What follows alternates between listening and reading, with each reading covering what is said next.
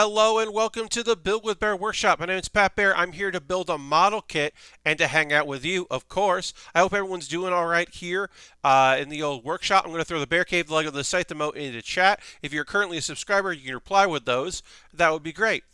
You may have noticed, because it looks like it's working, I got closed captioning working again because it was working and then it wasn't working and now it's working once again. To me, it's important, even if it is not the best application because it is to be doing live, but we're live. So, in my opinion, it's still better than the alternative, which is not having it. So, you can see I've now moved it above me. Moved the window above me because I think that's a better spot for it than below where I'm going to be building. I hope you're doing all right out there on the old internets. If you're not a subscriber, you don't have to throw those emotes into chat. You can just say hi, or you don't have to say anything at all. That's also another option, is just enjoying, not chatting, and instead basking in just observing and not, being part of this. This is the intro portion of the stream. You know what's going on. I'm just talking to you like you're people that I know and that you're here and we're all in this together. And then when there's a few more of you, we'll start building. Or if it's been enough of me talking and it's time to build, even if there are more people watching. Because stuff happens. People got Saturday plans, even during quarantine, because some people aren't quarantining. They're working. They're doing their thing. They're out there. They're going to eat outside in a restaurant and be as comfortable as they can and figuring it out. They're, going to an outdoor, a drive-in movie theater and seeing what's up. They're watching college football. I think that's happening today. I don't really know. They're doing their thing. I'm doing my thing, which is I watched way too much anime yesterday and today. Yes, it is, Pat. Well, thank you, Epic Open World. I will say this. I'm going to be talking about. Let me do a quick count. How many shows? 2, 4, 6 shows. I'm going to be talking about 6 shows in the second half. Now, to be fair, 2 of those shows are very short. One is 3 minutes. One is 1.5 minutes, 90 seconds long. So that won't be on. And one show I stopped watching almost immediately because I was like, I don't like the vibe of this. I will also say that there are 3 shows that I did not watch because they are, there are 2 shows I didn't watch because I just didn't get to them. I will watch them and talk about them on Monday. Those shows are I'm Standing on a Million Lives, which is an isekai, and it's the harsh isekai, and Yashahime, Princess Half Demon, which is also on Funimation and Hulu. I don't watch it on Crunchyroll. Yashahime, I'm going to watch. I want to watch it. I just didn't get to it. The 2 shows, the 3 shows, I was right about that. The 3 shows I didn't watch because they are sequels or third or fourth series of a show is It Wrong to Try to Pick Up Girls in a Dungeon, Season 3, Haikyuu, the second half of the 4th season, I want to say, and The Irregular at Magic School, which is the second half. I'm going to wait on those because there's so many new shows, and I want to try them and then decide if I want to keep watching them or not. And when I talk about those shows later, I will categorize them as no, yes, or tentatively. I'm going to, hey, Lashbrook, welcome. I'm going to give them another episode. But, right now, I'm like, ooh, I don't know. And there's only one show that I'm like, ooh, I don't know. And there are a few others that I'm like, hell yeah. And one that I was like, no, thank you. I'm good. But maybe I'll hear people like it. And I'll tell you when we get there. I've got other stuff to talk about today. I've got a thought experiment for us once we get going. And maybe you'll be able to help me out with that. I've been trying to think about other examples of this. And maybe you'll have some examples of that. And working on a model kit. It's the Deathscythe. It's the Deathscythe. We got top half done. We got most of each leg done. We're going to finish the legs up, build the waist. Then we're going to build the new backpack and the new wings, and then we'll build the old Deathscythe, the scythe, and the drone shield thing, which is hello, welcome, Kalu. I will say, didn't really use that drone shield. It uses a shield too much. Really didn't use that too much. When that was dropped in order to have two swords, or two sights, I should say. You really didn't miss the drone. You didn't really take advantage of that. It's an interesting idea. I think it should have just been like something on a chain, like a mace or something on a chain. That would have been cooler. But it is neat to have like the beam stick out of it. Like it's pretty cool. But he didn't really use it too much. There's a bunch of stuff with Gundam Wing that could have been cooler than it was. But you do what you got to do. All right. I'm going to retweet my tweet. Try to get people to come out. And we'll see. And now let's get to building. On the last stream, I talked about this idea of, am I reaching enough people with my tweets? Because I was the basic day of the stream. I should say this. We'll get into building stuff. We're going to work on one leg and then work on the other. The day of a stream, what I end up doing is at noon Eastern, I put out a tweet saying, hey, this is on 9 hours. I'm going to be streaming. I'm going to be doing this. I will be working on this kit. And I put a photo of that kit. Come check it out. That's what I do, right? Now, that works out. I think that works out pretty good. But I then retweet it at 3 p.m. Eastern, 5 p.m. Eastern, and 7 p.m. Eastern. Just like retweet, reminder that this is happening, especially, if you missed it, if you're on the West Coast and 9 a.m. you're not looking at Twitter, whatever. Put the word out there, get an idea, let people know, hey, this is when I'm streaming, come check me out. It's a reminder for people, do whatever. I add additional information when I do that. I often let people know, other stuff that's going on. I will get Epic Open World. Feel free to ask your anime-related question. Feel free. We'll be talking about anime in the second hour, as always. Specifically, the new shows, because the new season started technically on Thursday. Although I only watched one new show on Thursday for like a minute. But yes, feel free, Epic Open World. Anyway, instead of retweeting my original tweet, I just tweeted whatever. I just tweeted the same thing basically a couple different times. And I don't think that worked better, but it did probably reach a better audience, more people, because there may be folks that have turned off my retweets. So I think what I'm going to do is, and also I can just do them ahead of time and schedule them. But I think maybe I want to, instead of that, just like mix up what they say and make them different each time. Like mix them up even more. And maybe also different photos? Okay, so Epic Open World asks, with Game Pass, they are giving away 2 free months of Funimation. What are 3 or 4 shows I should watch with that 2 months? So Epic Open World, Funimation is great because they have they still existed in the world of, well, we can sell Blu-rays. So there are a lot of stuff they have is dubbed or subbed. You can look for the Japanese or English. So that's very helpful for people that are looking for one or the other.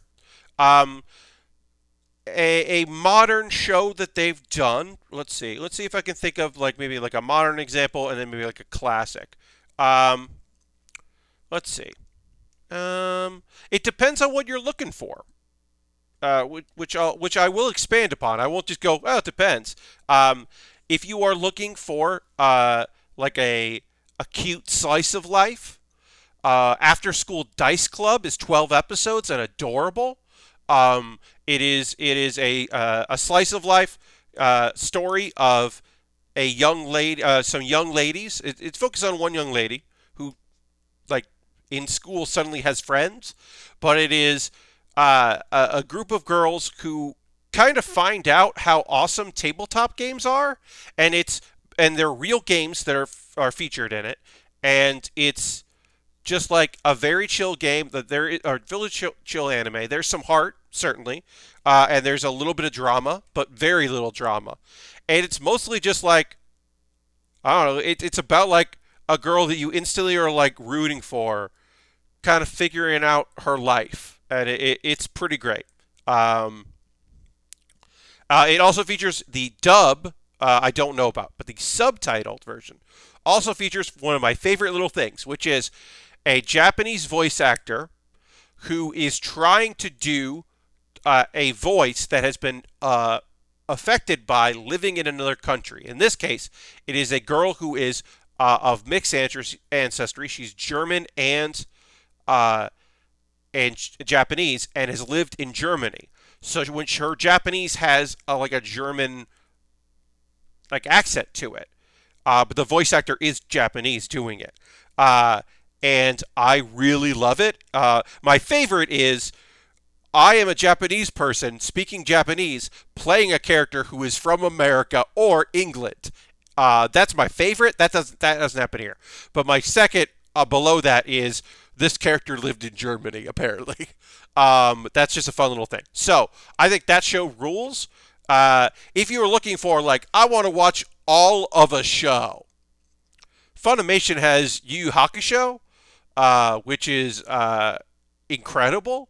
There is a minor character that is trans or not or is, and it's not handled great. I remember at the time thinking it was handled pretty well.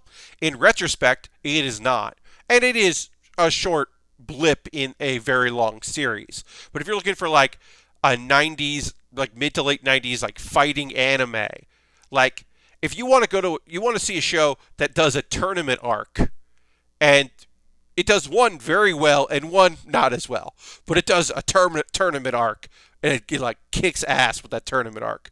That's a pretty great show and a pretty great example of that. So, Yu Yu Hakusho is great. Uh, yeah, and then so I think that was good. Also, it's a ghost noir. Yes, yeah. I mean, Yu Yu Hakusho.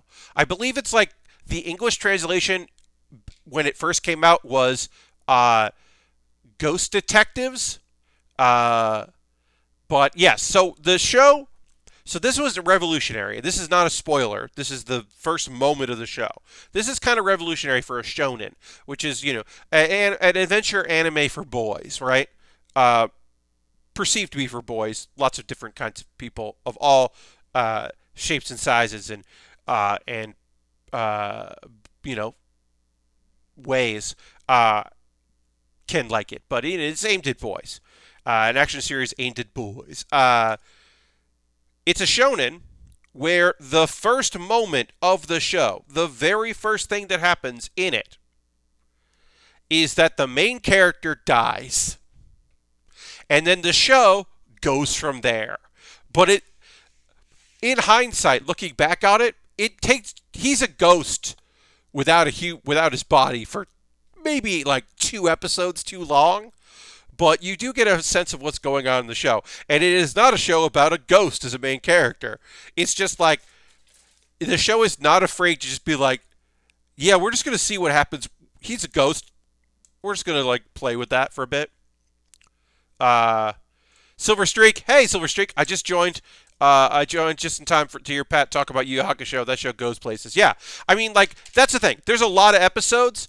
If you're not feeling the vibe, don't worry about it. I would say, hang out till you meet, Kurama and Hiei. I think that kind of picks up like it picks up there. You get to see those minor characters, and I think that's great. I'm trying to think of other shows that are on Funimation. I believe Spirit Gun or Roseweb. Well, so Actually, neither. It is the Dark Flame Spirit Sword that Hiei uses. Hiei has a sword covered in flames from literal hell. And that shit owns. That is what some people call the good stuff. Also, I think that Rose Whip is neat, but uh, uh, it's I think it's even better that he has all of these things that he has all of these plants that just completely destroy you and mess you up. Although Rose Whip is pretty neat. Don't get me wrong. I'm not talking trash about Rose Whip. But yeah, the Hell Sword, the Sword of Flames is pretty great. I mean, also the Spirit Sword is good. Um, I honestly think the Spirit Gun is a weird choice. Now, it makes sense if you are taking into account that this is a noir style character. That we're kind of telling like a noir detective thing, but it's ghosts. Having a gun makes sense. But for the character Yusuke, who is a brawler, it is a little weird that he doesn't just have like a power fist or like energy on his fist or whatever, something like that. That he has like a spirit gun. It's a little weird. I'm trying to think of other Funimation shows. Yusuke is very much a punch man. So having a gun is odd. Yeah, that's what I'm saying. Speaking of, maybe Funimation has one. I know Funimation. Let me log in to Fun. Well, for some reason, I am logged out of Funimation. Don't know why that happens. Let me just check real quick if they've got. Let's see. Uh, let's see. Do we have? No. Okay, never mind. They don't have that, so that doesn't work. Do we have? They do. Okay, so I'm just looking real quick about a really great show, and if they have it in Japanese. Do they have it in Japanese? They just have it dubbed. Uh, okay. So Funimation might only have the first season of Mob Psycho 100 in dubbed and not subtitled, which I don't think is the better way to watch. I think the dub is okay, but I prefer subtitles myself. But Mob Psycho is great. The fight on the playground, a kid with spirit gun, our Gallic gun. Oh yeah, okay. Um, I think Mob Psycho is incredible and totally worth a watch. I don't really know the dub, so I can't really speak on that, but that show is wonderful. It is part, and maybe the reason for, because it's been around for a while longer. The question of or the idea of the kind good boy main character of a shonen. Because like often a necessary element of being the main. Oh yeah. Oh, Lastbrook brings a great point. Dragon Ball and Dragon Ball Z are all in Funimation. That's like Yu. So you could dive deep into some older stuff. Spirit Gun gets you the doubled Spirit Gun, which is very silly. Yes, it totally does. The powered up Spirit Guns. Uh, what was I saying? Oh yeah. So a thing that kind of happened for a while, which I really like. It took a little while to come to pass, but now is pretty standard in shonen. Is generally the main character of an anime, much like Yusuke, um, is selfish. They are often good guys, but not like best boys, good boys. They're like there, and you're like, okay, well, I'm rooting for this character, but like, yeah, he's really selfish and kind of pig-headed and whatever. But Mob is just a good boy. Shinra from Fire Force, that's a good boy. Tanjiro from Demon Slayer. That's a good boy. There are good boys in your shonen. Seth, I think, is a good boy. Seth from what do you call it? Radiant is close. He does mean well when he just leaves all his friends because he doesn't want to put them at risk, but he does hurt them quite a bit. So he's like a good boy that like kind of fucked up, which is also good to show that like yeah, your actions have consequences. But yeah, the good boy shonen protagonist, like we're gonna Shaman King remake. That guy, whose name I cannot remember, is like he's for the time he was pretty like nice, but he's very I'm just kind of in it to get stronger. I'm not really doing this for any good reasons. Uh, sometimes they got good reasons, but like, uh, oh, I don't know. I guess for some reason Automod held that. I don't know why. I want to try a magical girl show that's not pervy. Any suggestions in that direction? Uh, for some reason, pervy was a timeout there. Utena. I mean, Utena is just a wonderful show. That is not what we're currently talking about. That is just a great show. Card Captor is not pervy. Yeah. So there is a character, a supporting character, who who opinions of Sakura are not pervy, but they are intense. And yeah, so it's not like the camera, the show isn't pervy, and its presentation and what it's looking at of her isn't pervy. There is a character in the show who is her age and also like, whoa, hey, what's up? Um, so like, but that is not the same thing of this is presented to be a problem. Um, so I'm not an expert by any means on the genre, the subgenre of magical girl. I probably know about magical girls the least of any. I maybe know as much about magical girls as I do, or the magical genre, as I know about uh, sports anime. So, yeah, I unfortunately do not have a lot of knowledge in that subgenre.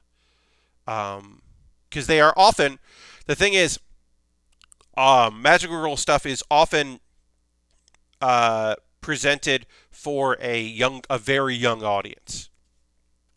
Um, you start with magical girls and you grow up into slice of life and dramas, um, and comedy dramas, romantic comedies.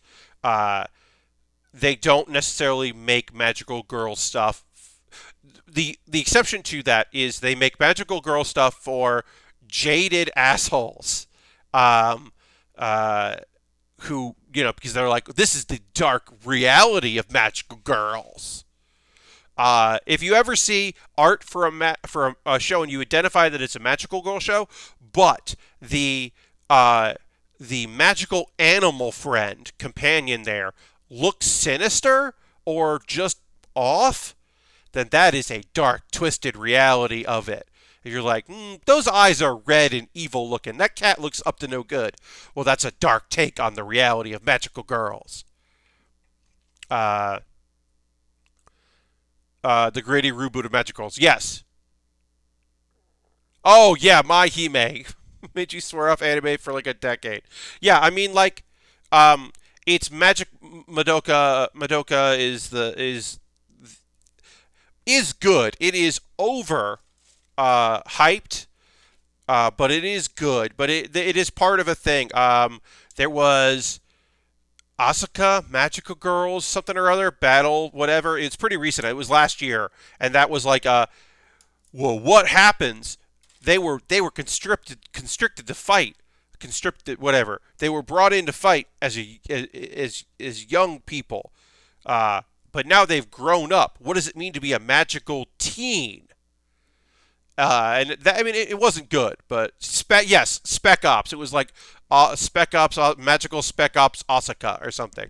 Uh, that's basically just like, what if they're like in high school now and they won, but did they win? And you're like, well, probably not. I'm sure there's a new threat they got to defeat now. Cool. And like, I'm sure some of them were like, oh, I wish I hadn't done this. Okay. Cool.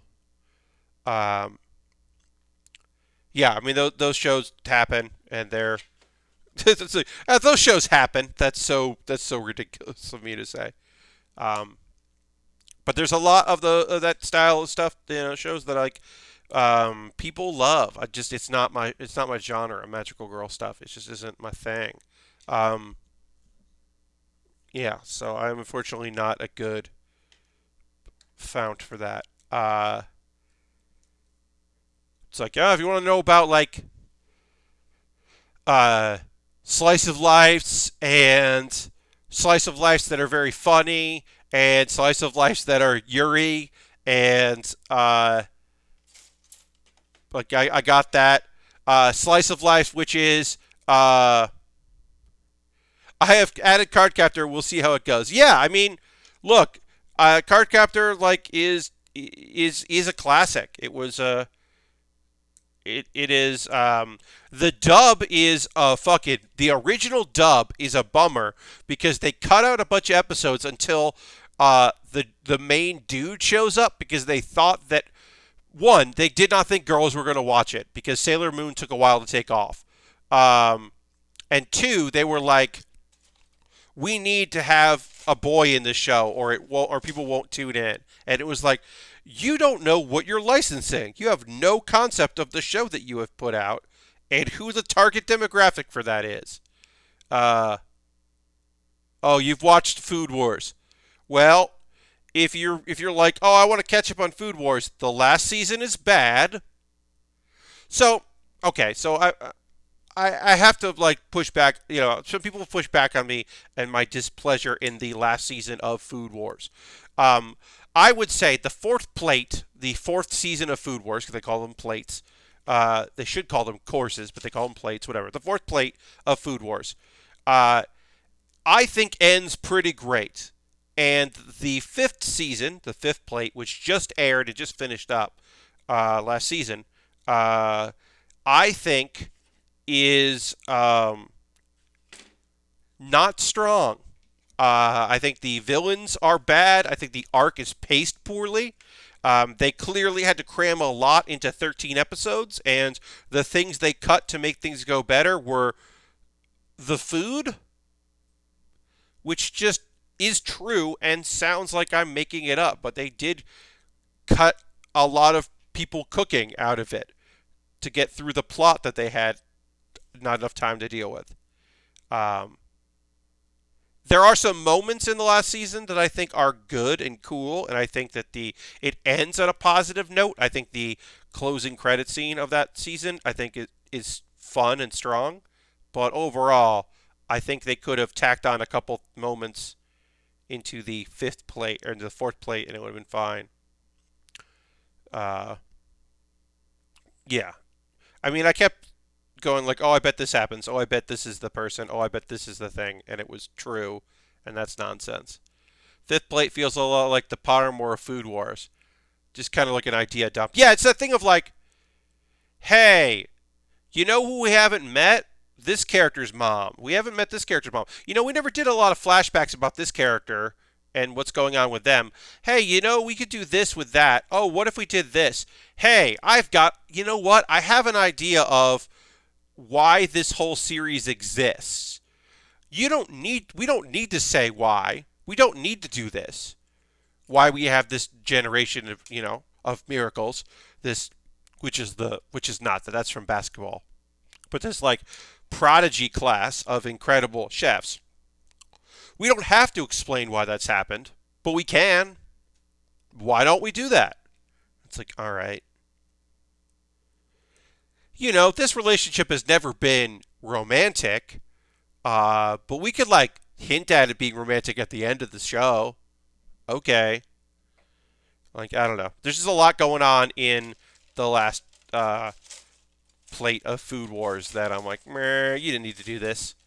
And apparently, it's not like they poorly adapted the manga, because folks I know who have read the manga are like, nah, that wasn't it. Like, meh. I think I read somebody whose opinion I respect said, if they're going to do the fifth plate, they need to really, like, rework it for the anime. And they did not. Um, which is, that's a shame. Because I know there are people that really like it. I like I like the show. I don't love the show, but I do like it. And I think like the first episode's fun. First 2 or 3 episodes are pretty fun. Put in some characters I like, get to do stuff that's cool. All right, that's our last sticker on there. A little green there. So we are still working on basically the core 2010 version of this kit. And then we were almost done. Once we're body complete, then it's time to work on that backpack. Oh, here's the thing I wanted to talk about tonight that I got in my head. So I'll explain why I've come to this, and then I'll ask the question. We'll see what y'all think. How do I want to start this? Oh, okay. Growing up, when I grew up, you might not know this, the Golf Channel was just not a thing you could get on cable. The Golf Channel didn't exist when I grew up, right? Now it's a cable channel. You can watch golf all the time, right? So myself growing up, to me anyway, the U.S. Major League Golf, the PGA Tour, are major golf events, right? When I was growing up, those, I thought it was just one day a week, that golf happened on Sundays. Sunday was, they're at this course and they're playing golf, and there'll be a winner at the end of the day. It wasn't until years and years later that I found out that they showed up and they played golf on like Friday and Saturday. And then sometimes they played on Thursday and Friday and Saturday. I had no idea. I thought golf happened one day a week. And it wasn't until later that I realized, oh no, there's a lot of other people, and you play and you get a sense for the course, and you also where you go and when you start and whatever. And you have to qualify by hitting a certain, whatever, or doing better than other people. I had no idea that was a thing. It was just something I didn't know. So, my question to y'all is, what's something yeah, they're cutting down the field each day. I didn't know that. I just thought every Sunday golfers golfed and they got invited to golf and they just golf. I didn't know that. So what is something that you thought you knew what the deal was, and then later, some years, months, whatever, you were like, oh wait, what? That's how that works? Does anyone have any examples of that? Of something where you were like, wait, what? What? I will give another example of it. I always thought. Let's see.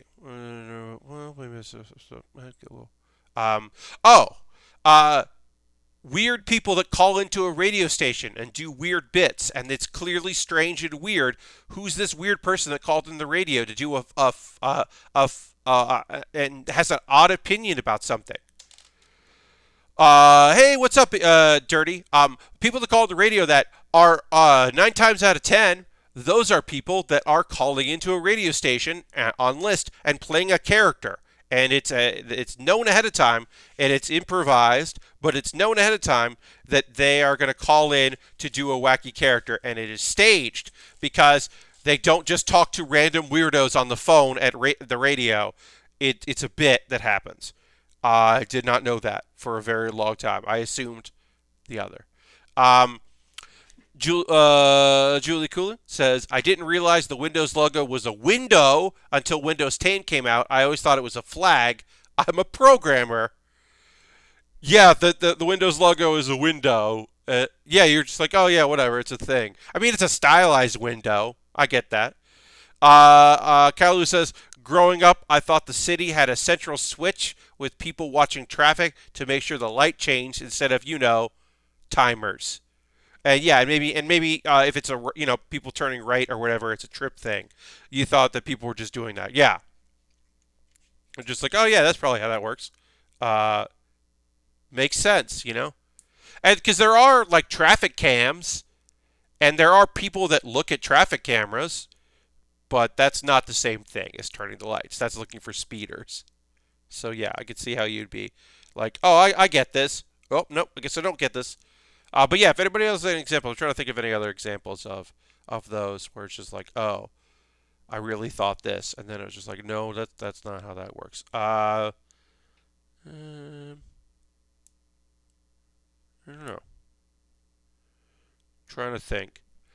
Um, oh, I definitely didn't realize how easy it was to get a public access television show. That like, depending on your uh, governing board and your state ordinances, sometimes it's just someone has to take a class in using the cameras and sign a thing, and that is all you need to have a public access show. I thought it would. I don't know why I thought it would be a harder thing to do, but I did think that it would be a more involved process, and it's not. It's not hard at all. Now it's probably just waiting, the wait list to get that. It's probably the hardest part. And also, now I don't know why you would make a public access show instead of just doing stuff on the internet. But, some people like to do it. Uh, oh, the little kid thought that everyone had the players on your local sports team from. What? Kid thought that everyone had. Oh, the little kid thought that everyone had was that the players on your local sports team are all from your city. Oh yeah, that they didn't move there, and then in the off season they go to the place that they want to be. And sometimes they get traded, and it's not that the team they just like they don't want to go live in the cold. Yeah, they didn't grow up in your thing. Okay, yeah, I could see that. All right, so let's 8-3. When I put these together, I often do this. I'll put them together and then put them on the sheet there so I can then look and go like, okay, so this goes there and that goes there, and I'll do all that. I could go as I want, but I think or that's what I found best when doing these kind of skirts here. So we'll do that. Um, get the other XB. Uh, but yeah, that got me. It just reminded me of that, like. Because I'm here and my dad is with my folks and my dad is watching golf a lot. He watches golf quite a bit, and it would be like a Friday afternoon, and I'm just like coming out to do whatever, and then it's just like watching golf again, and it was like oh yeah golf. That's just a thing you can do. You can just watch golf on a Friday and see who does the best of that day, and if they can like translate that to doing better later, maybe they can. Or maybe this is it, and they're going to wash out. Because someone else needs to get their groove. Get in the zone. But yeah, I don't know. I don't know if that's was worth conversation, but I was thinking about it, and I wanted to say that. Because I don't know. Um, I got a vibe today. Dirty says I used to believe as a kid that you grow up to get a job, work your 20 plus hours, and retire with a pension, or 20 plus years, not hours. You're 20 plus and retire with a pension. Yeah, I mean, when you were a kid, that might have been true. There were eras where that was the thing. It's just that is less likely now. Yeah, I know. Hey, there were generations folks out there where you started at a company and you worked your way up, and you didn't leave until you retired or started your own company because you found, like it was time for you to branch out on your own. Side note, I don't know how anyone watched sports pre-HD. Watching classic sport recordings, and it's possible to see the ball or pick out individual players. Yeah, I mean, so hockey I can't imagine watching without the technology of the light up puck, you know, effects to make that actually a viable thing to watch. I don't know how people do that. I mean, the thing that always made me laugh is that there are still people out there because baseball is often just played whenever like they're like, well, we got to do a makeup game, so we're just going to play baseball right now, and like people can't watch, so they're going to listen on the radio. I mean, a time-honored tradition of listening to baseball. And she's like, yeah. And of course, I do know a person who English was not their first language, so they would watch baseball and have the volume down, and then have a Spanish language radio station doing the play-by-play in Spanish. Uh, and I always thought it was like, oh, that's a fucking good solution. Just got to bring a radio into the living room and you get your content. I used to think songs and movies were made for the movies well into high school. Oh, yeah. Yeah. Yeah. I mean, sometimes they are. And sometimes they're just a song that the director has just been thinking about. Or, my favorite thing is, this song we were just listening to a lot in the edit, and we edited the scene to that song. Hey, do you think we could get that song? Or more likely, in certain eras, hey, the people that are financing this also own this record company, those record labels, so we need to include songs from that record label. Or we made a deal with this thing, so a bunch of songs from this record label, because we made a deal with them. So we got a Weezer. We wanted a Weezer song, but we also have a song by the band Ash because we really wanted a Weezer song, but we had to get a song by that band. So our kids soccer movie is going to have some stuff that we didn't necessarily want, but we got it. If you want to go that route, I can do enjoy listening to baseball on the radio, but it's only sport I think works. It's slow. Yeah. If you want to go that route, how did we play video games before the internet? If we couldn't figure it out, we never finished the game. Yeah. I mean, that's why you had friends who were good at video games. Even when the internet was out, I didn't have it at home all that often. But yeah, there were friends at the very beginning. There were friends who knew how to play video games, and you asked them, like, hey, what did you do here? How did you do? What is that? How does that work? The kids from that movie where they learned how to speak English from listening to Howard Cosell. Oh, I don't know what movie that is. That's a great idea. But yeah, I don't know. That's a good bit, but I don't know what movie that was. Or you called the Nintendo helpline. Yes, you asked for a game counselor, and those numbers weren't local. Yeah. Yes, you called up. Yeah, if you're lucky, you called the 1-800 number and paid a surcharge. But yeah, you just call up and you're like, hey, I want to,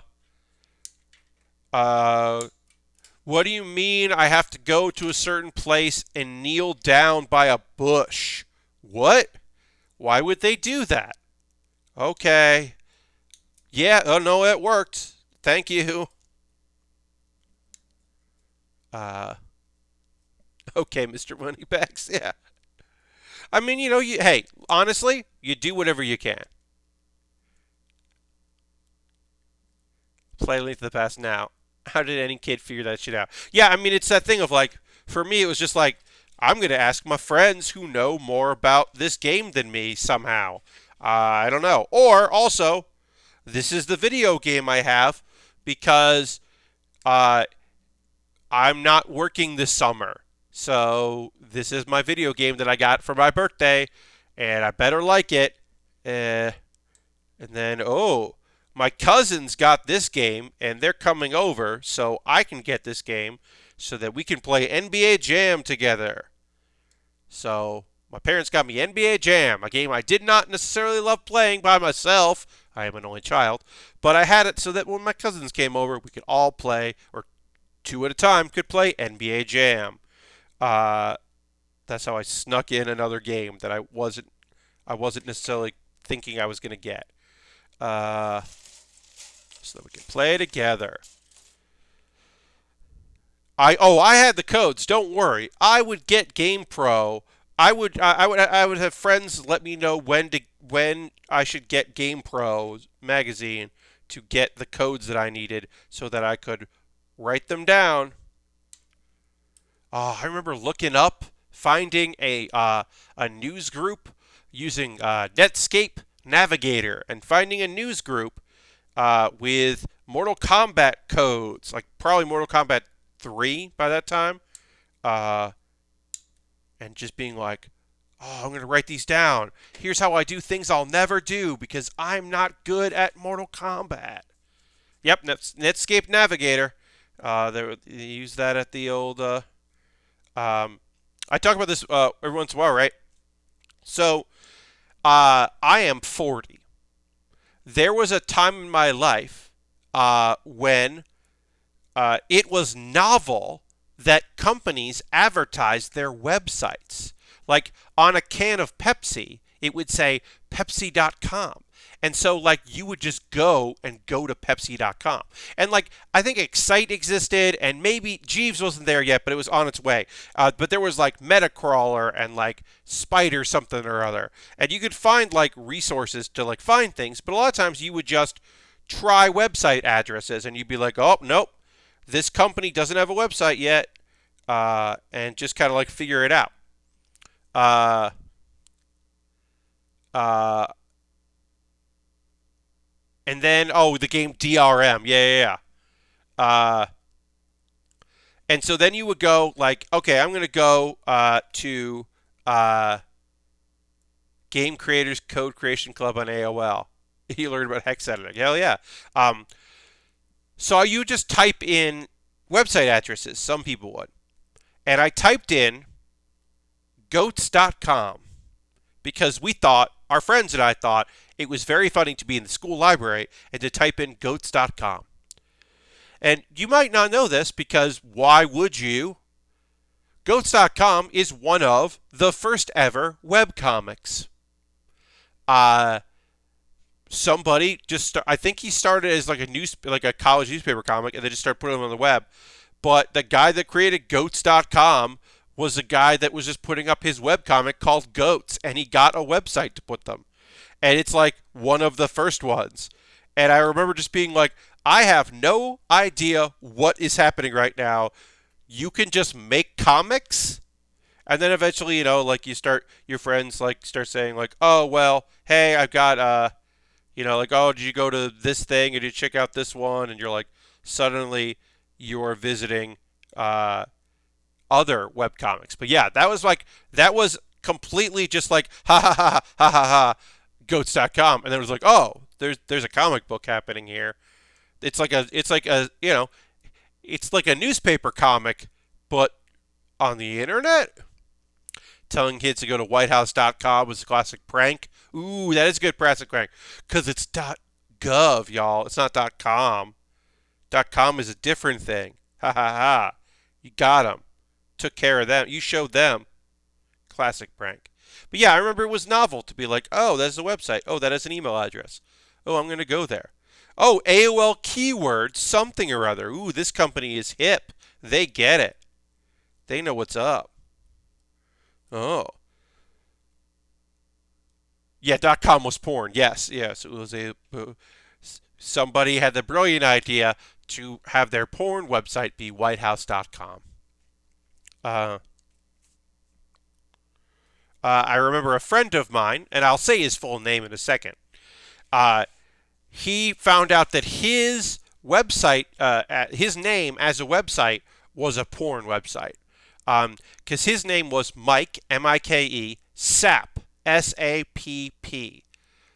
He's out there. He's a public figure. He's at a podcast. I can say his full name here. I'm not doxing him. Mike Sapp. So M-I-K-E, S-A-P-P. Now, early internet internet perverts, and the like may remember a website. I don't know if it still exists. I haven't been there. There was a video website called Mike's Apartment. Now, another spelling of Mike's Apartment would be Mike's App, A-P-P. So my friend's name, Mike Sapp, was Mike's App, and redirected to Mike's apartment, which is, as far as I can tell, the earliest incarnation of the premise of that website, which is pretty good nonsense idea, was in Amsterdam, young ladies, uh, uh, like look on Craigslist or whatever, or personal or ads, go to stay in this guy's apartment, and then porn happens. Because they're like, oh, I don't have the, oh, it's actually a lot more money than I said, or, well, you don't have it. Oh, well, here you go, you can do this. Uh, and it was presented as if it was real, like it was hidden cameras, or they didn't know, or they agreed to be filmed, and to save money on whatever, and they didn't realize, like it was presented as if it was not young actresses who were on a shoot. Uh, yeah, it is ancient in many ways. I haven't thought of that in a long time. Yeah, I mean, why would you? Why would you, Dirty? No reason to think about that website.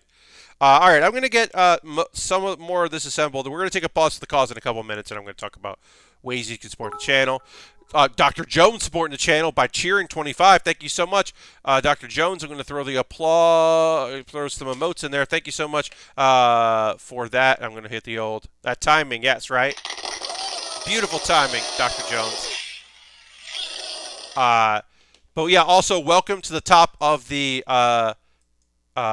leaderboards, or the bits, because we do not have you and Harold. This is the beginning of a new month, so take bits when you can get bits. But I appreciate that. Excellent timing.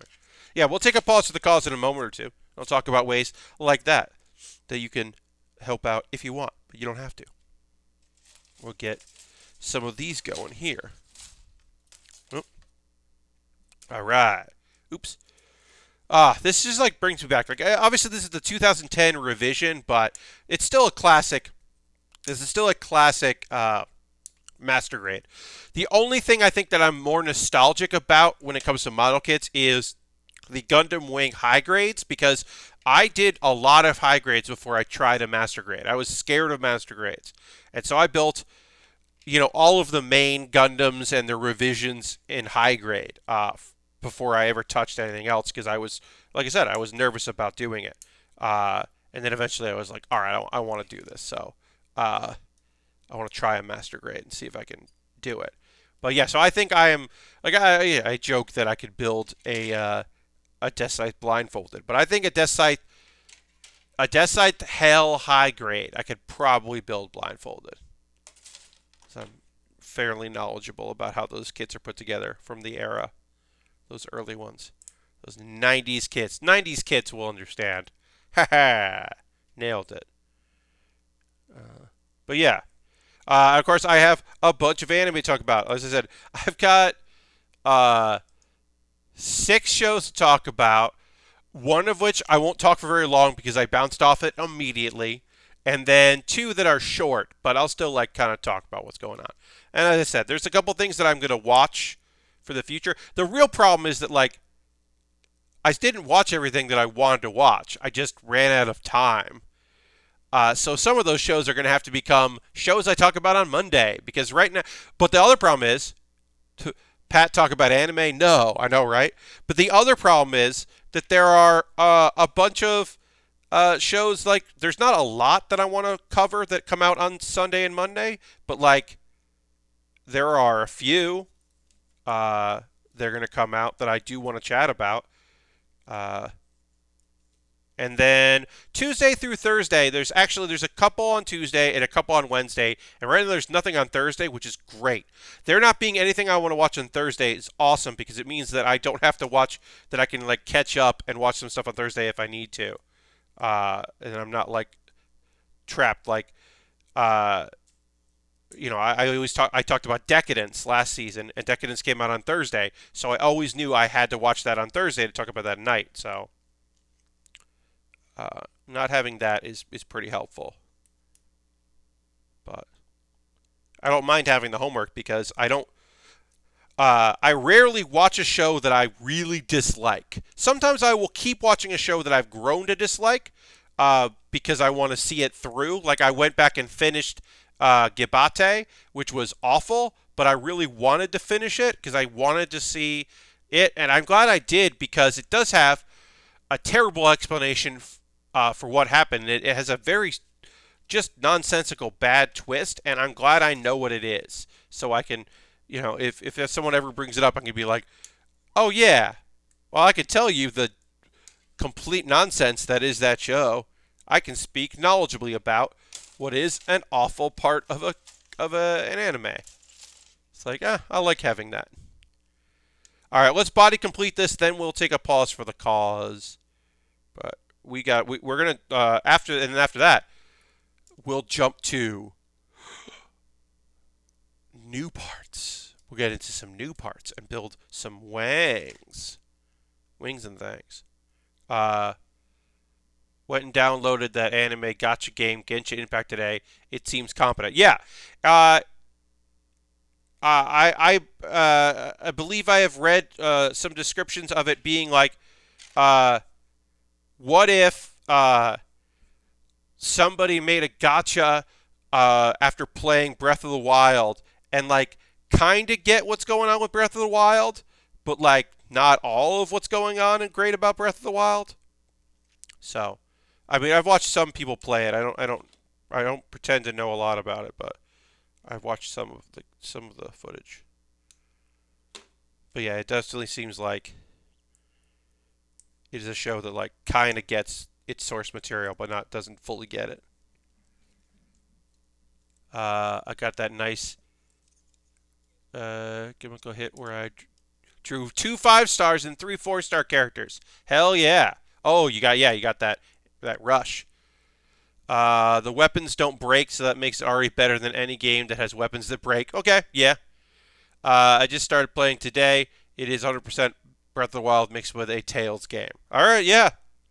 For some people, that's like, well, then sign me up. And other people, they're like, I don't know. I don't know if that's what I want. And I get that. Okay, so let's get this part connected before we put the top in. Why isn't this not connecting? There we go. An issue with kits of this era, and this is a re-release, but it's still the same problem, is these legs don't like staying in. These legs like popping out, and you can do a lot of different things to get it to go without having to glue them in and lose some mobility, I should say. But yeah, sometimes these are a little rough.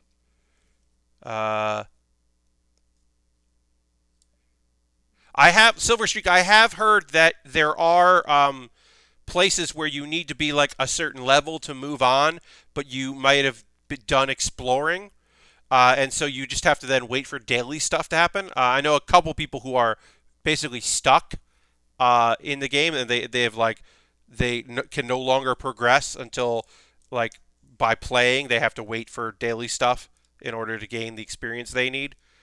So I have heard that from a couple of different people. But if the early game stuff is not necessary to pay, that's awesome. Or to pay to do stuff like that. That's rad. This leg piece likes to pop off. The other problem of this kit, of this era, is these little parts here like to pop off. I've heard about that, but that's basically nothing you can do via gacha to solve that apparently. Oh, okay. So it's not that, oh, well, if you pay money, you can unlock some stuff. It's just a problem in the game inherently. That's a bummer. Ghost Valve is now following. Thank you for the follow, Ghost Valve. Appreciate that. Welcome. All right, we're body complete. We are almost at the stage where we can add in some new parts. It's free to play game that makes 10 or 20 fine. It's a lot cheaper than buying a full price game. Yeah, if you get a lot out of it, that's totally worth it. Epic Open World. Okay. We are taking a pause for the cause. This is a thing where I am going to talk to you about ways you support the channel if you'd like. You are under no obligation to do so. But if you would like to support what I do, you're more than welcome too. If you're currently a subscriber, you can throw the Bear Cave, the Lego, the Scythe emote in the chat. I would appreciate that. It would be great to see from all our many, many subscribers. You can subscribe with Cash Money. You can subscribe by using your Prime Gaming token because you have your Amazon Prime link with Twitch. I get the same amount if you do that, rather if you use cash or whatever. So either is fine. You could also, if you wanted to, gift a subscription.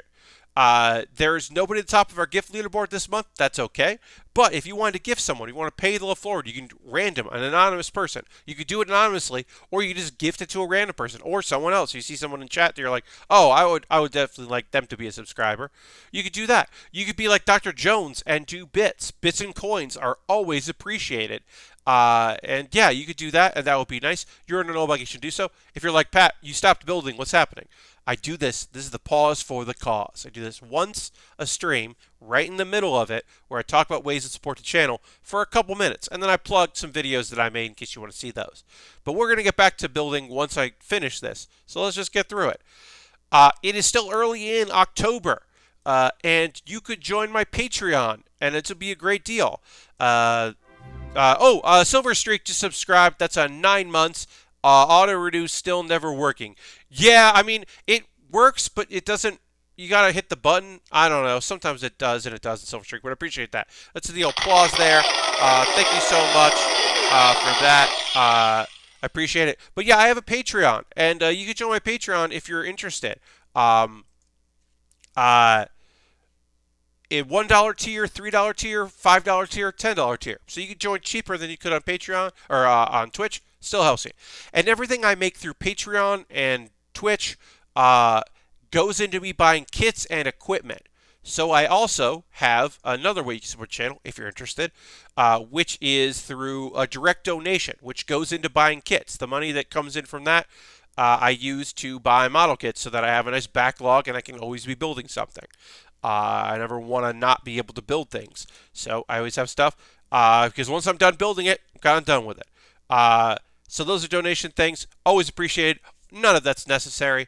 And if you're watching this later on YouTube, what's up, YouTube viewer? The links are all in the show description, so you can check that out there. Now, I also have an Amazon wish list. And the Amazon wish list is really there for if you would like me to not build what I have in my backlog and you have a specific thing that you really want me to see me build, well, if you buy it off my wish list, it jumps the queue. I have a couple inexpensive Lego sets there, including like a Porsche, which is kind of fun, in Lego. I've got some high grades that are inexpensive, some high grades that are pricey, some real grades, some master grades. Things that are in the $30 range, in the $40 range, in the $50 range. That's very expensive. I'm gonna take one of these things off because right now it is way too high for a high grade. No one should spend that much money on a high grade. But yeah, I've got a bunch of different kits that I would be happy to build on stream, and you could pick those up, and I would be pleased as punch to put them together. The Kyrios is on sale, or it's less than it was. That's neat. But yeah, I put that stuff up there. You're under no obligation to pick those things up, but it's a nice little thing. And as I said, it jumps the queue. I also have a thing where if you go to USA Gundam Store, you could buy a gift card. Then you send me that code. Send me the code for the gift card. Guys, DM me on Twitter because my DMs are open. I mean, like, hey, I bought you this gift card because I got an email with a code in it, and you could buy something there. You could do that too if Amazon's not your style, which I understand. I have a Discord. You can join my Discord if you just want to like post photos of stuff you're working on. If you do model kits or paint miniatures or put together IKEA bookshelves or solve puzzles and you want to take a photo of that and share it, the group is lovely. Lovely folks in there. You can also just like look once a day and not feel like, oh man, I missed out on a bunch of stuff. No, you'll be okay. Somebody liked a tweet of mine from a couple weeks ago, and that's always weird. All right. I'm going to plug a couple things real quick, and then we'll get back to building, and I will talk about all of the anime that came out that I watched in the past 2 days because I watched a bunch of it. Pat Baer's Anime Club, speaking of that, if you were like, Pat, I missed out on you talking about last season. I don't know what was good and what was bad that you watched in the summer 2020 anime season. Well, I made a video of that. You can watch that there on my YouTube because I do Pat Baer's Anime Club every other week. A weekly series I do is called Baering the List, where I rank things. This one was an odd one. Just check it out. It's Michael Cera Pictures. Yeah. Oh, that Turn X. Oh, somebody is looking at the Turn X that you can, that's on my wish list. Yeah. Yeah,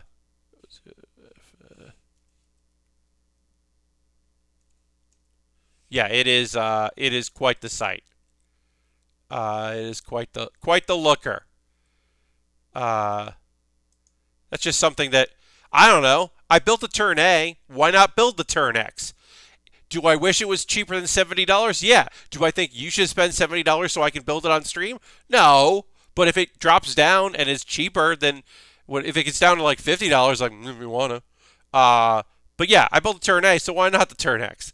Anyway, those are all the things I wanted to plug and talk about. Thank you so much for watching. Again, you don't have to subscribe, but if you haven't hit the follow button yet, hit that follow button, and so you know when I stream, because I stream on Mondays and Thursdays and Saturdays from 9 p.m. to 11 p.m. Eastern, and that's when I build. And on Wednesdays, I do something different. It's usually video games. All right.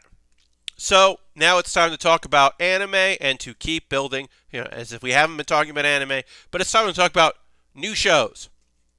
These are all new shows that I will be talking about here.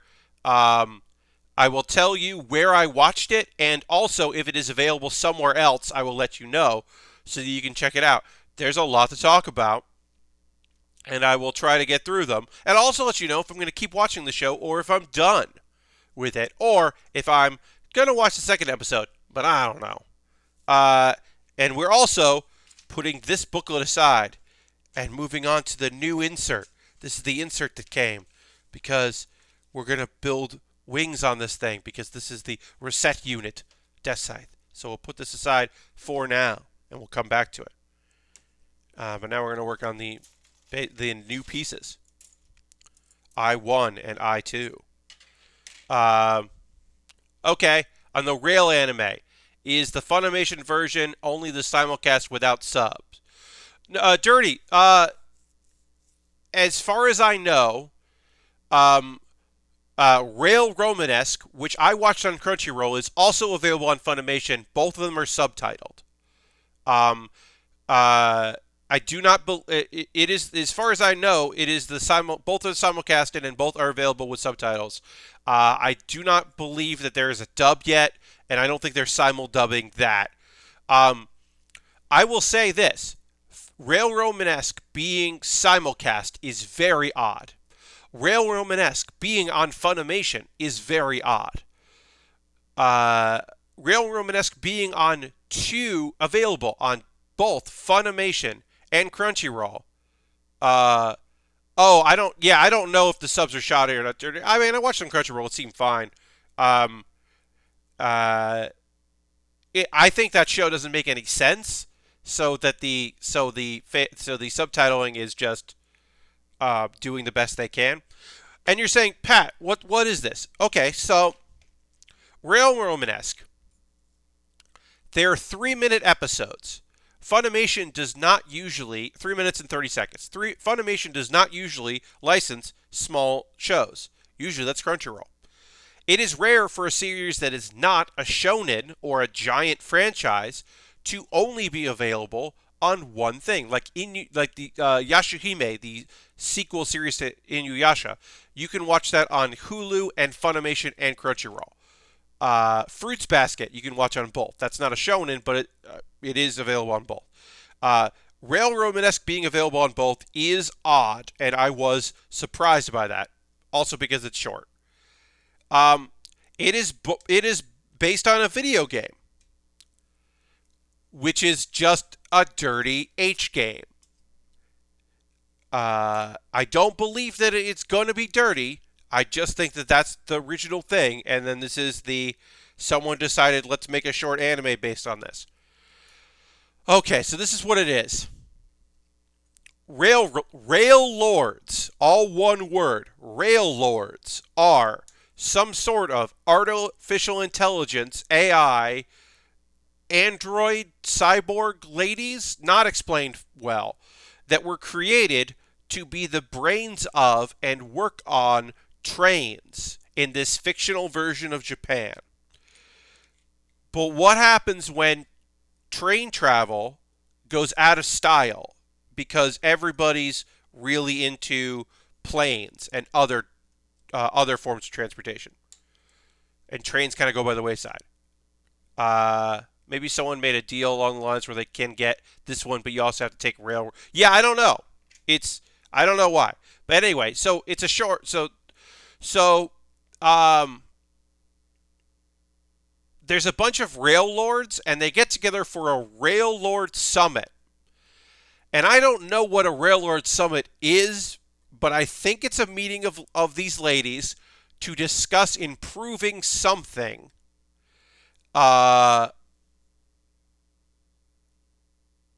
It's called Rail Lords, and it isn't a dirty show.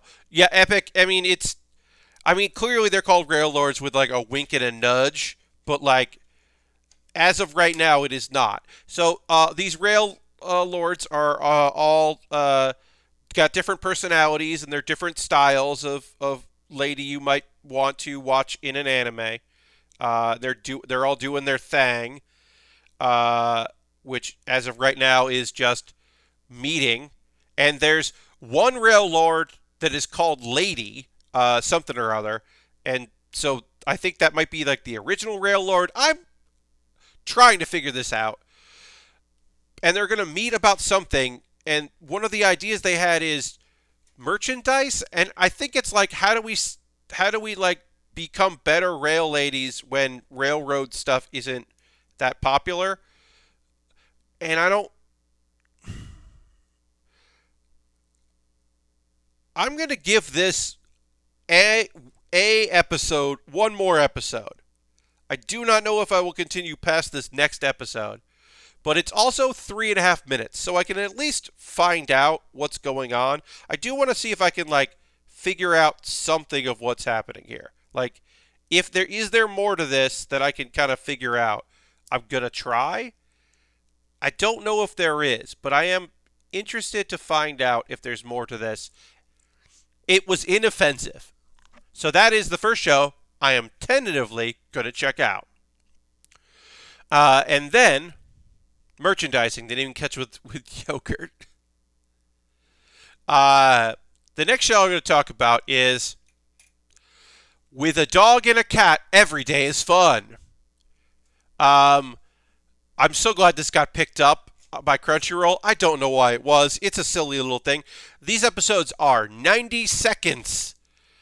They have basically like a 5-second closing song, and then it's like two incredibly short little blips of fun, and then it's over. This lady has a cat and a dog. The dog seems goofy. The cat has a really deep voice. He's got a kind of like mean mug and a sinister-ish voice for a cat, and it's great. It's like a Yakuza boss as that. Nothing happened. The first one was the dog wants her snack, and then later the cat eats the snack. And the second one is the dog has a goofy haircut, and everyone's making fun of it and laughing, but the dog doesn't understand. He's just like, oh, I'm making people happy. This rules. And then the cat is like, who are you? Doesn't recognize the dog because the dog got its fur cut. And then the closing thing happened. And I don't know what to tell you, y'all, but it put a fucking smile on my face. It put a gosh darn smile on my face. I fully and 100% approve and stand by my interest in. I will continue to watch It's on Crunchyroll, and it's called With a Dog and a Cat, Every Day is Fun. And I'm going to keep watching it because that's just a great premise for a show, and I was really psyched about it. Okay, so the next show I watched, also a lot of my Friday Saturday stuff is on Crunchyroll. There will be other shows that I'm going to be watching that are on Funimation, and then I will tell you if a show is also on both. The next show that I watched is Tonikawa, Over the Moon for You. This one's weird. It's a weird show. Yeah, I'll tell you a little about it. So we start with our main character, a dude, a young man, and he has a head injury, and he is in a pool of blood. And this is not the start of an isekai or the start of Yu Yu Hakusho. But it does feel like the start of an isekai. Like, this guy's like, I don't want to die, I don't want to die. Oh no. And then a young woman appears above him. She's also injured, and she tells him to not give up. And then the narration, which is his voice, is like, this was the day I met my wife. And then the OP starts, and it's a cute one. It's a cute song, this opening song. And then it does get dubsteppy. It gets fast and dubsteppy, and I was like, I kind of like this song. We flash back to explain that our main guy, his name is Nasa, Nasa. The kanji means starry sky, but people read it as NASA. And he learns pretty early on that adults are laughing at him because his name sounds like the space program. And he strives to work so hard and be so capable that no one will ever... try to get this part here. No one will ever think that he's not... that will laugh at him again because they'll recognize how dependable and great he is. He's a little weird. He's confident, but he's definitely fucking goofy. Because, like, he didn't actually make himself, like, super capable-ish. He just is, he's still he's still a goofball that, like, wants people to respect him, but he has a very silly name. So that's going to be tough, dude. It's just going to be tough. Anyway, plot. Okay. One night he sees the girl from the opening and before the opening started and wants to go talk to her, and he gets hit by a bus or a truck, which is obviously his fault. He wasn't looking where he was going. He was so enraptured by this attractive young lady. And she saved him. We don't explain that. We don't see that. She's barely hurt at all, and she took the brunt of the truck, which I don't know if they're ever gonna get into, but seems weird. She seems weird. She's like very like she seems like she has a very old soul. I don't know what's going on. Anyway, she tells him to just like forget about him and like hold on. He manages to stand up and he chases her and he finds her and he's smitten and he's so hurt. And he says like, "Oh, I love you," and he asks her out. And then she doesn't just like go like, "Nah, what? Get out of here." She's like, "Okay, but we have to get married first." And then he says, "Sure." And then he passes out. And he wakes up at the hospital. And he doesn't go to high school, the big high school he was going to go to. He gets a job. And he's trying to be out in the world so that he can find her. Because he doesn't know her name. He doesn't know what's going on with her. And then he turns 18. And he's got a little apartment for himself because he's working hard. And he's got some money. But, he's not living. He's just going through the motions because he's hoping that someday he finds this girl. Yeah, so he turns 18. And she shows up. And she's like, "Here's the marriage certificate if you want to do this."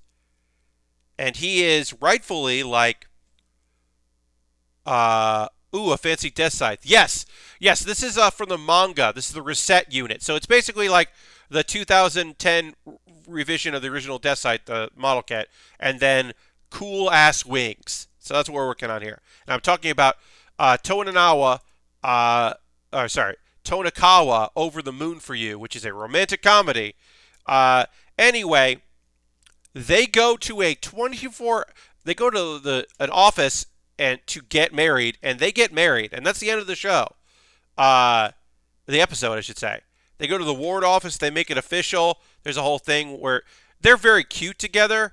And then it's another full moon, which we're going to probably see a lot of because it is. We're kind of looking at the whole story of ancient story of the girl that comes down from the moon and Kaguya, and Kaguya's husband doesn't chase after her, doesn't stop her from going away, going back to the moon.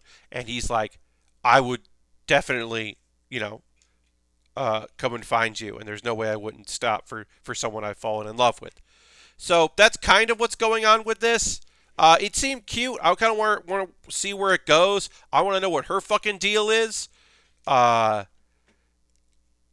Originally, this was labeled as a sci-fi. There were sci-fi elements to this show, but I do not believe it is a sci-fi show. I think that it was just classified as being science fiction because his name is NASA. I think that's the only reason. I don't know. I'll let you. You know what? If it gets sci-fi, I'll let you know. Yeah, you should take a look, Spade. Yeah, I ended up pre-ordering this like a long time ago, or back in April, and I was really psyched about it. It's been a fun build. One to go back to the old, like to do a Deathscythe. I love a good Deathscythe. But also it's been really fun to just like try out with these new parts and see what's up. I've been psyched about it. Okay. So that is a show that I'm at least going to watch the second episode. This is a show I might drop, but right now I'm going to try it out. Let's see. The next show I want to talk to you is a show I bailed on. I totally bailed on JUJUTSU KAISEN. I just didn't vibe with it. I'm not digging the art style. I wasn't kind of.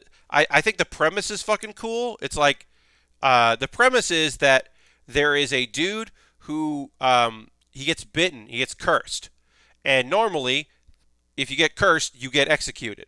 And he's like, "Hey, this curse made me strong. Let me go and fight other demons and fight and remove their curses. Use me to your advantage. Let me get revenge. Let me go and do this."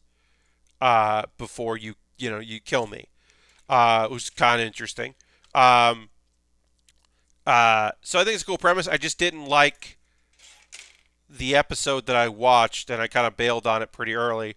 As I said, I might go back to it if it turns out the people I know are really digging it. If I hear like positive buzz, I might like check it out again. But right now, it just didn't seem that great.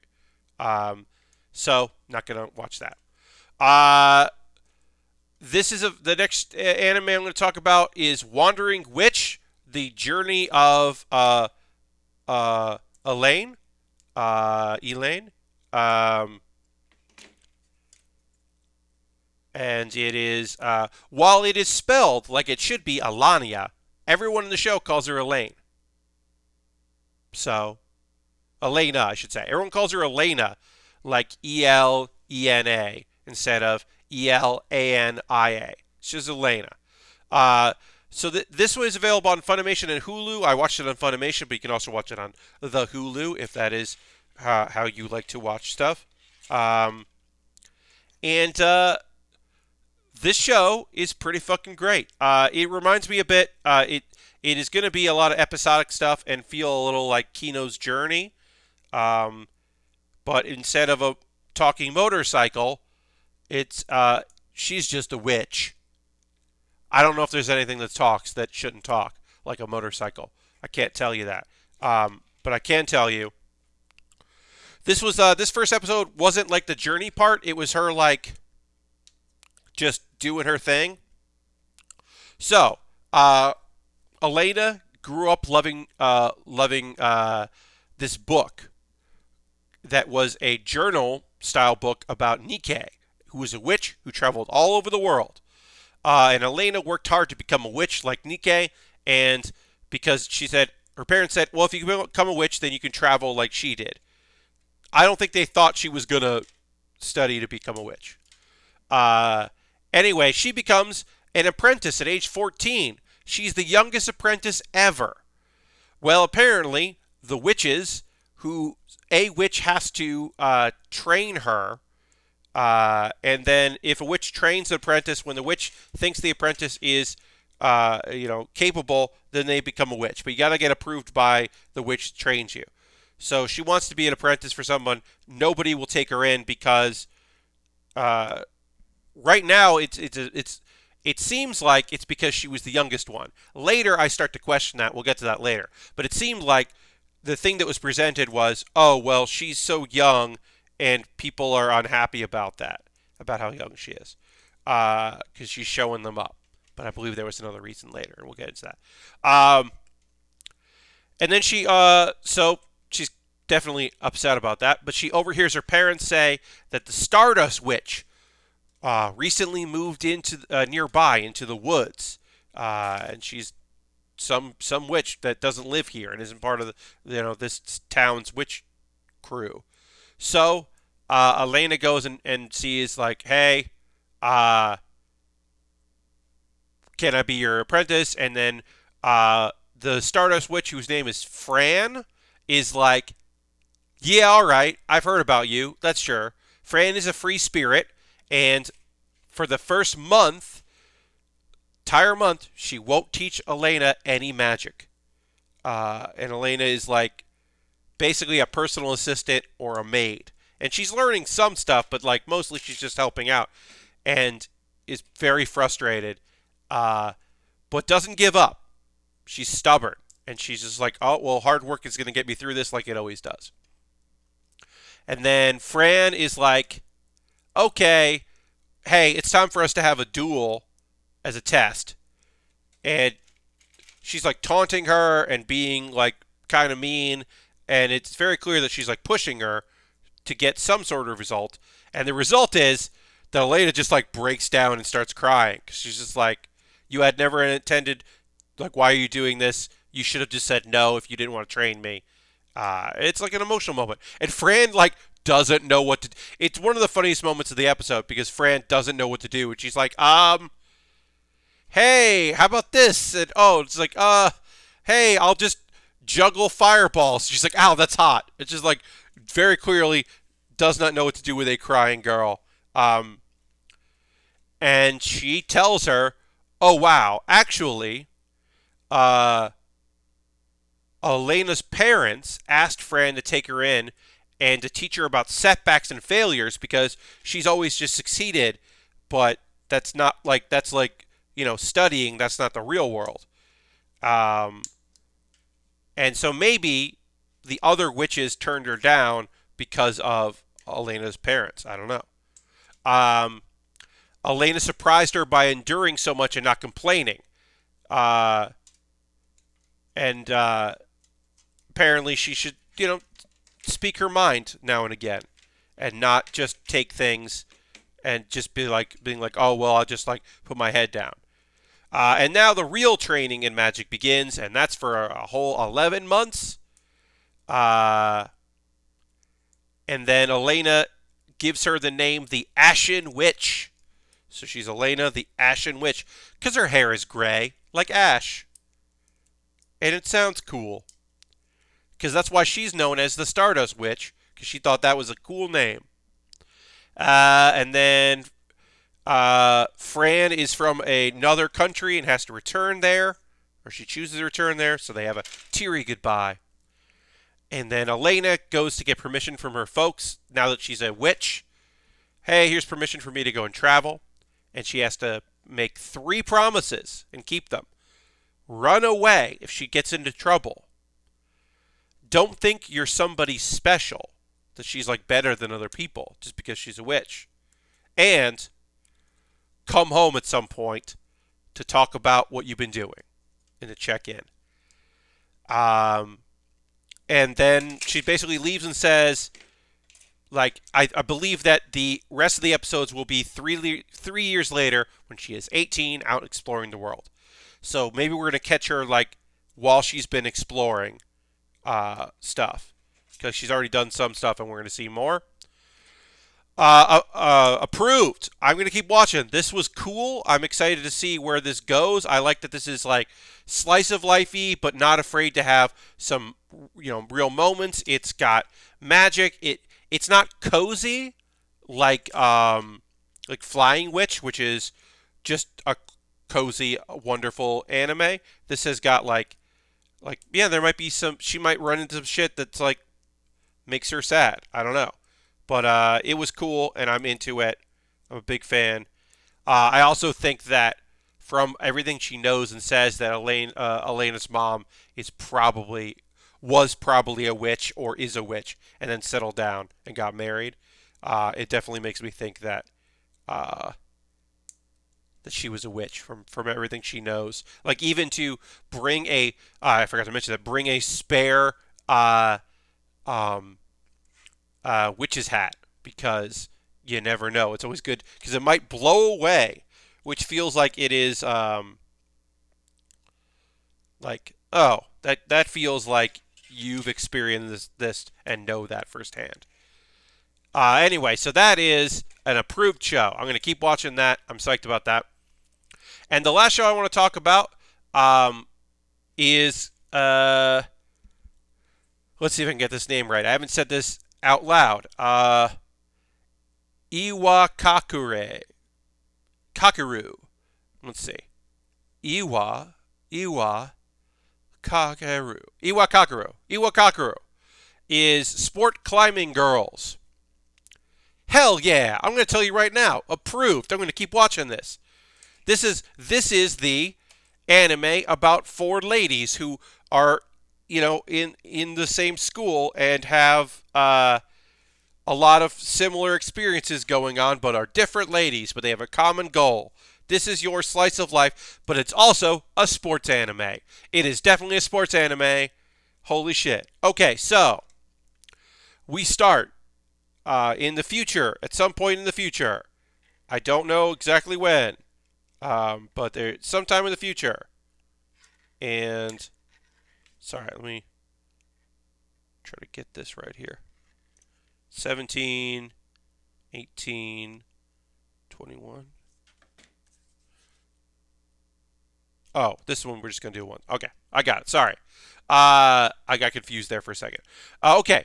So we meet Konami in the future, and it's some sort of nationals or something in rock climbing, rock wall climbing, but we don't know exactly what's going on. This is about her high school career.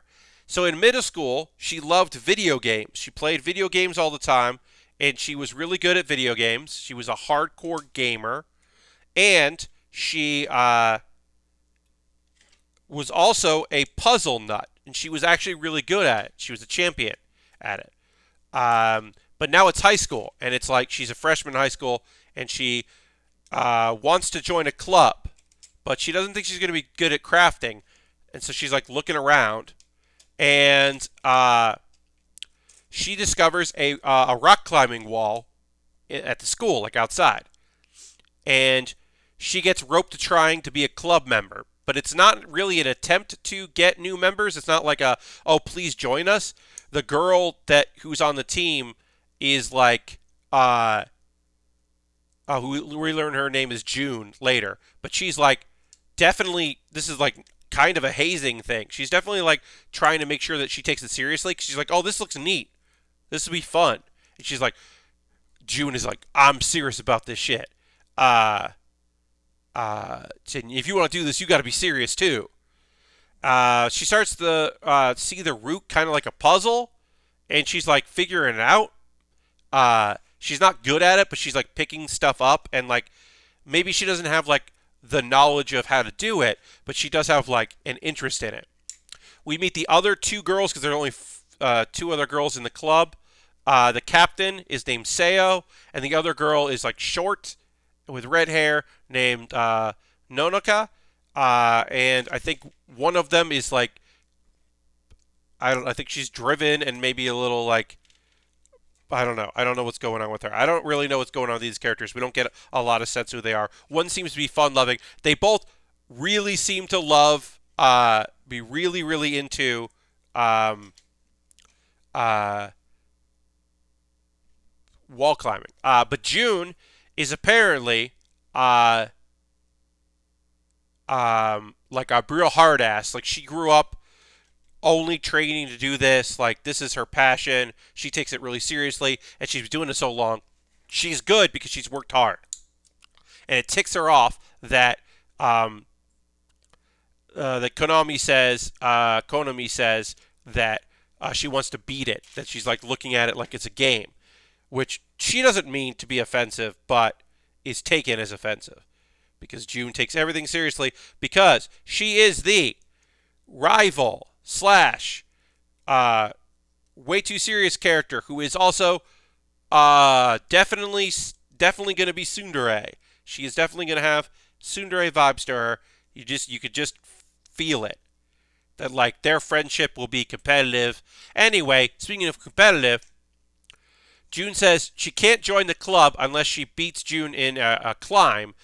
And Konami doesn't want to do it. You say Konami. Konami doesn't want to do it, but like understands that it's like okay, well, this is like I'm interested in doing this, so sure. She gets a head start, um, and June says she'll quit if she loses. She's one of those like all in types. Uh, and yeah, I mean, Konami almost wins. She also like instinctively does a thing that impresses people, uh, and they almost tie, but June wins, and then June is like, "Look, I'm going to beat you next time, so get better, so that I can beat you even more, by a wide margin," which is very tsundere. But they're going to let her on the team, and then it's revealed. She talks about being a hardcore gamer, and that's why she's doing okay. She was really, really good at puzzles. So it's not that she's like treating it like a joke. She's like, no, I take puzzles and games. Take them very seriously. But I almost didn't get into high school because I played games so much that I want to do something physical. Uh, and then they're like, great. Well, you're the fourth member of our team, and it's going to be really fun. We're happy to have you here for when we go to our first competition. And June is like, or not June. Konami is like, wait, there's competitions? And they're like, yes. So you better get ready for our first competition tomorrow, which is pretty fun. And that's how it ends. And this is approved. Ooh, this like tension between the characters and the closing song animation where they're like all like growing closer, and there's like definitely there's definitely like teases. There's like subtext, the Yuri subtext. I don't think we're gonna get anything like that, but there, like it's definitely there more than other because it's a sports anime. It's just got good vibes. Yeah. Well, Mom, I didn't get to high school because I played too much Fortnite. Well, yeah, her grades were slipping because she was a competitive. She was like, I don't think she. It doesn't say like, oh, I'm going to be a competitive gamer, but it was more like, oh, I'm too focused on games and I'm not taking like school seriously. So that's why she doesn't want to like fall into that. But she is now going to take this very seriously because like she's getting the itch to like get better at it. But I think it was very funny to be like, and then also, oh yeah, there's also a competition tomorrow. But yeah, I think it's great. It was a really fun, good vibes. I'm definitely interested in seeing where it goes. Uh, I'm intrigued. The shows I didn't watch that I still want to watch are, I'll tell you those. I'm Standing on a Million Lives, which is on Crunchyroll, and then on Funimation, Hulu, and Crunchyroll, but I'll watch it on Crunchyroll because I like their player best, is Yashahime, Princess Half Demon, which is the sequel to Inuyasha. I did not get a chance to get to that because there are so many. This was 6 anime I watched in 2 days, so I didn't get to those. And then the shows that I've already watched some of the previous seasons, and so I will watch them, but I don't know when I'm going to get to them. Are Is It Wrong to Try to Pick Up Girls in a Dungeon Season 3, Haikyuu 4 Season 4 Part 2, and The Irregular at Magic High School Part 2 or Season 2. Those are all shows that I do want to watch. I just don't know when I'm going to get to them. So I don't know what I can't tell you that I'm definitely going to be watching them now, but I do want to watch them. It's a lot of anime. It's lots of anime, and there's other stuff I want to watch too. And there's some stuff. There's at least a couple shows that I was like, King's Raid. Unless I find out that show rules, I'm not going to watch that because it didn't seem interesting. There's a few of those things that came out that I was like, you know what? I think I'm good with that. I don't think I need to watch whatever that is going to be. All right, so we got one wing done here, and it does open up and turn a little bit. Got some movement. That's cool. And then let's see. Let's get the other wing done here, and then we will kind of wrap up the stream. But we'll work on more of this wing, and then before we finish up. But also, I will continue to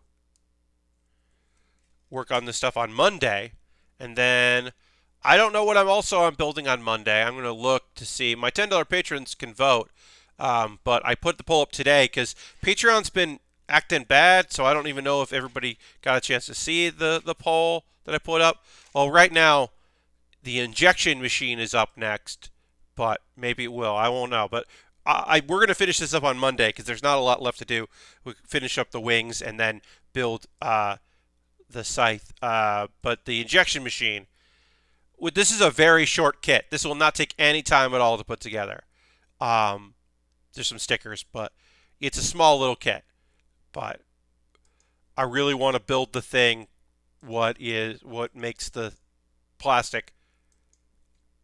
I want to build that kit because that's just a fun thing that exists. But yeah, I got some anime to watch for Monday. I don't know if Ninja Collection is back because it just is off again. I do kind of want to finish that up. That's a short series, so short episode, so it's not hard to do that. But there's a few things that come out tomorrow and a few things that come out on Monday. So I will watch that, and I'll try to catch up on some other stuff. Oh, and then also, I don't think I'm going to watch the Dragon Quest anime, but if it turns out to be great, I might go check it out. I wasn't like, ooh, this is definitely a thing I want to watch. It didn't necessarily grab me, so I haven't checked it out. But if it turns out, oh yeah, that shit's good, then I will. I'll go and watch it.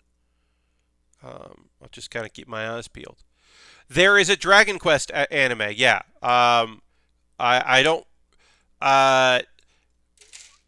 The demons the monsters got defeated when the Demon King was killed, and all the monsters that are left live on an island.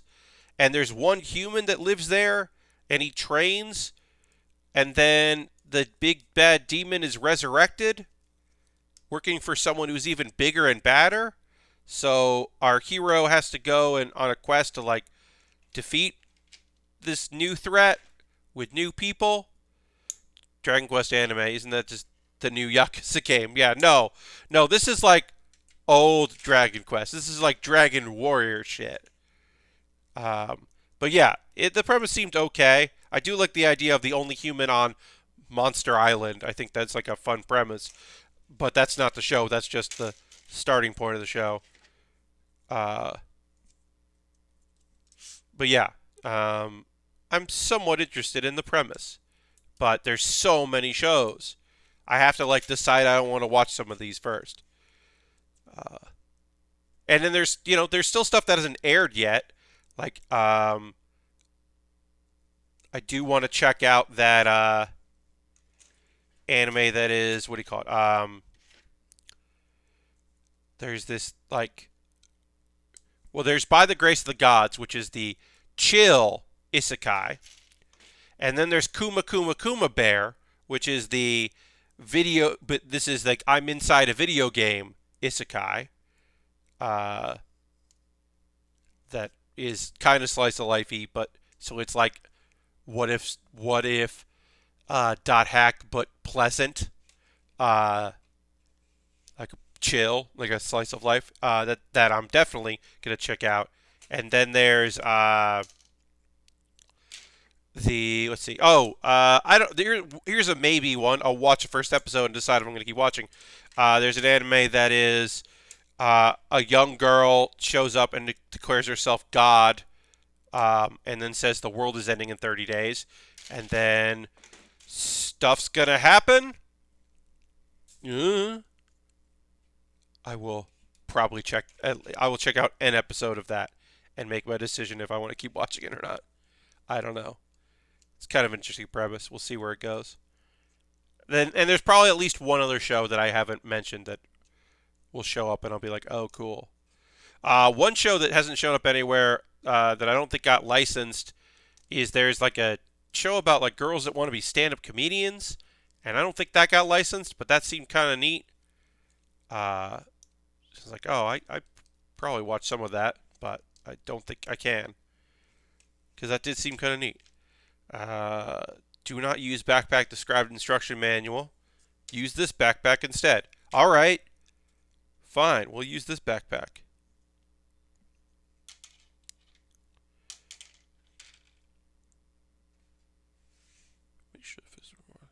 So now we got to build this backpack and not the other backpack. Or we're not going to build it the way it was. We're going to build it this way. So we'll get a little bit more done here. Why does the girl manifest in real life? Seems like a 2020 thing that would happen. Yeah. I don't know. Epic World, I don't know when this takes place, that show. But yeah, the premise was interesting enough that I was like, oh, I'll check this out. We'll see how it does, what it is.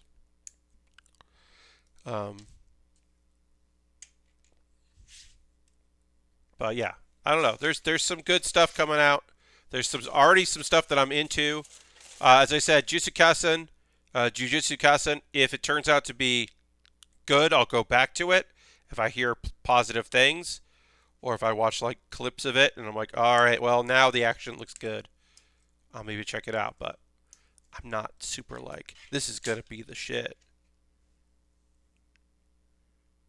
I'm not expecting it to be incredible.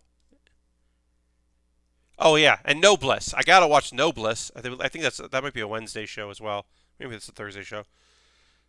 Because I think that is just a cool idea. I like the noble head of the vampire clan who's been asleep for a bunch of years, wakes up in South Korea, and is just like, well, I need to know about the modern world, so I guess I'll go to school and see what's going on there. Meanwhile, there are some modern vampires who are up to no good.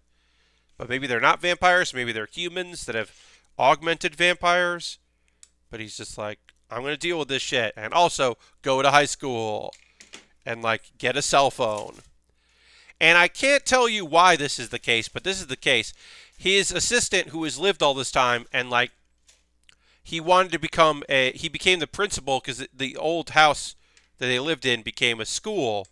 And so he became the principal there, so he's always can be near where his master has been sleeping this whole time. And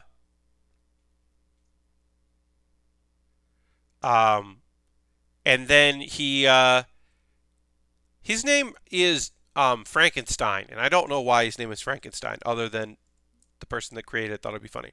I do not believe that the girl that kills slimes for 100 years is out this season. I think that got pushed to next year. Like, So I'm a Spider, So What? Let me look that up. Uh, Sky.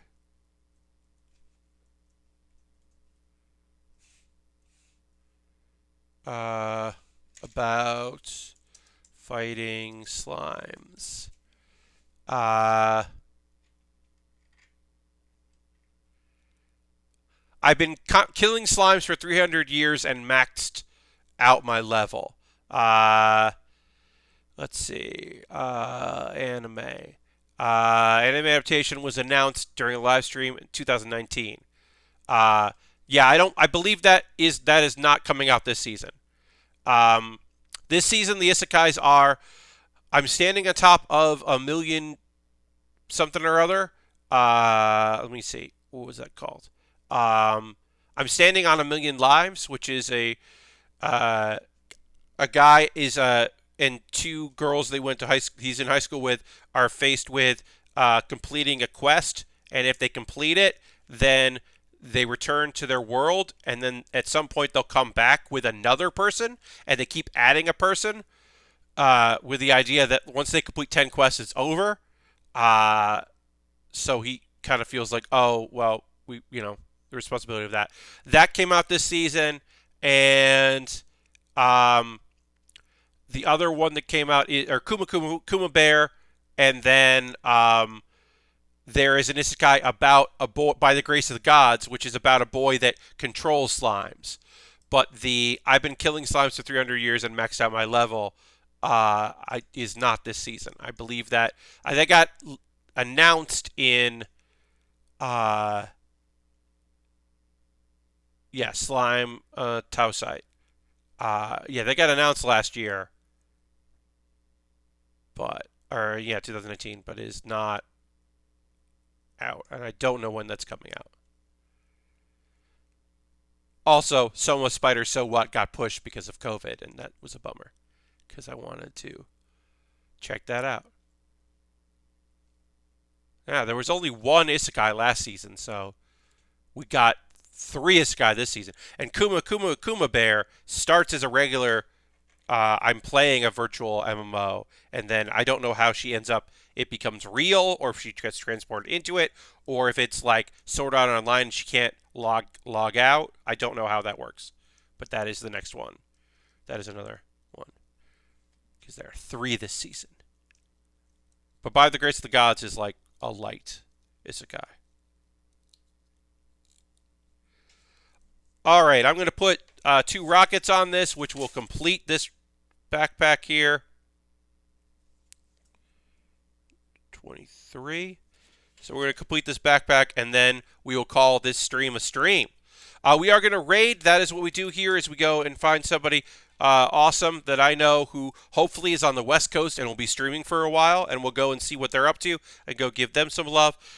Feel free to come along on that. My next build stream is on Monday. We will complete these wings. We will attach them to the backpack and then attach the backpack to the Deathscythe and then build the scythe and the shield drone. And we will call this kit complete, and then we'll work on another kit, which will probably be the injection model. But we are basically body complete, and then we got these wings to finish up. So I'm going to go and find somebody for us to raid. Let me go see who that's going to be. It'll be someone cool. They most likely won't be building model kits, but they'll be fun. I wonder how long. Well, we're going to see. No, I don't want to do that. All right. We are going to go raid Matt Wiggins. Matt Wiggins is playing Star Wars Squadron. So we'll check that out if you want to get a little Star Wars in your night. Matt's a good dude. So we'll go give him a raid. So feel free to come along. Again, I will be streaming on Monday, 9 p.m. Eastern Time. Thank you for being here, everybody. Appreciate that. Again, feel free to come along on this raid if you'd like. If not, it's okay. I hope to see you on Monday. And thanks so much for watching. I'll see you on the next build with Baer. Goodbye, goodbye, goodbye, goodbye, goodbye.